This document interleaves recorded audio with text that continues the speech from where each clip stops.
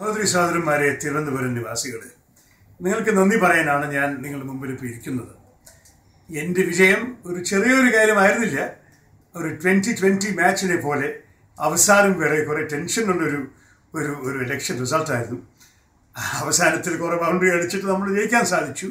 പക്ഷേ എനിക്കറിയാം ഈ വിഷയത്തെക്കുറിച്ച് പല വിധത്തിൻ്റെ അഭിപ്രായ വ്യത്യാസങ്ങൾ തിരുവനന്തപുരത്തിനകത്ത് കാണും. പക്ഷെ ഞാൻ ഈ വിജയം കാണുന്നത് എൻ്റെ വികസന പ്രവർത്തനത്തിൻ്റെ വിജയമാണ്. ചിലവർ വേറെ കാര്യങ്ങൾ പറഞ്ഞു നടക്കുന്നുണ്ട്. ന്യൂനപക്ഷത്തിൻ്റെ വോട്ട് മാത്രമേ എനിക്ക് കിട്ടിയിട്ടുള്ളൂ എന്ന് പറയുന്നത് അതൊരു അർത്ഥമില്ലാത്തൊരു ആരോപണമാണ്.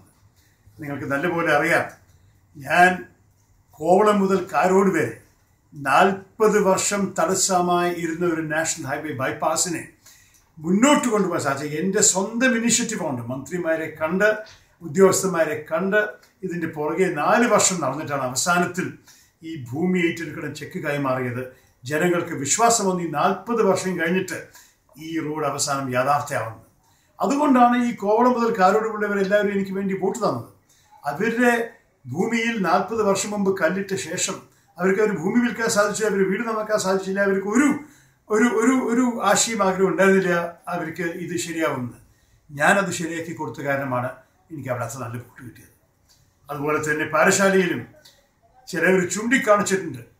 30 വർഷമായിട്ട് ആവശ്യപ്പെട്ട ഒരൊറ്റ ട്രെയിൻ സ്റ്റോപ്പ് അവർക്ക് കിട്ടിയിട്ടുണ്ടായിരുന്നില്ല. പല എംപിമാരും വന്നു പോയിട്ടുണ്ടായിരുന്നു. ഞാനാണ് എൻ്റെ വ്യക്തിബന്ധങ്ങൾ ഉപയോഗിച്ചിട്ട് 6 ട്രെയിൻ സ്റ്റോപ്പ് അനുവദിപ്പിച്ചിരിക്കുന്നത്. പാറശാലയ്ക്ക് 4 എക്സ്പ്രസ് ട്രെയിൻ ഇപ്പോൾ അവിടെ നിൽക്കുന്നുണ്ട്.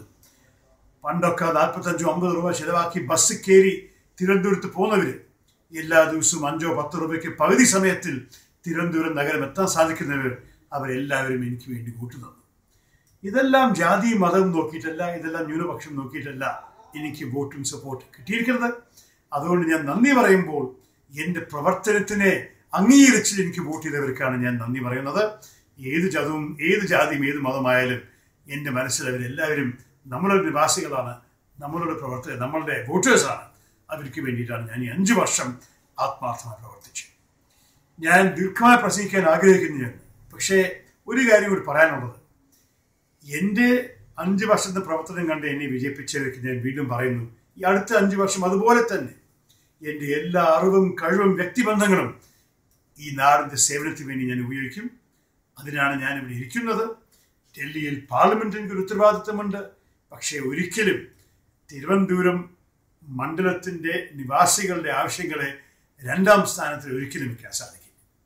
നമുക്ക് എല്ലാ വിധത്തിലും തിരുവനന്തപുരത്ത് പുരോഗതി മുന്നോട്ട് കൊണ്ടുപോകാൻ, ആ നാഷണൽ ഹൈവേ ബൈപ്പാസിനെ കെട്ടിക്കാണാൻ, ആ വിഴിഞ്ഞം തുറമുഖത്തിൻ്റെ കൺസ്ട്രക്ഷൻ നല്ലപോലെ പ്രോഗ്രസ് ചെയ്യാൻ, നമ്മുടെ മുന്നോട്ട് പോകുന്ന നോളജ് സിറ്റി പദ്ധതിയെ വീണ്ടും കൊണ്ടുവരാനും, പിന്നെ പല വേറെ കാര്യങ്ങൾ നമുക്ക് ചെയ്യാനുണ്ട്. ഇതെല്ലാം ഒരുമിച്ച് നമ്മൾ പ്രവർത്തിച്ചിട്ട് ഈ തിരുവനന്തപുരത്ത് നന്നാക്കണമെന്നാണ് എൻ്റെയും ആവശ്യം, നിങ്ങളുടെയും ആവശ്യം.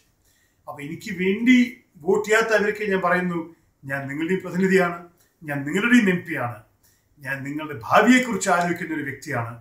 നാളേക്ക് വേണ്ടി നമ്മൾ ആലോചിക്കുക.